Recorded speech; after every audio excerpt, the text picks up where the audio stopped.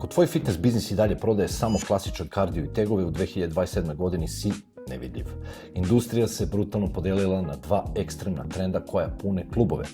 Personalizacija kroz AI, ljudi više ne zanimaju generički programi, klijent ulazi u klub, aplikacija mu skenira biometriku iz pametnog sata i sistemu na licu mesta menja težine i intenzitet na osnovu toga kako je spavao.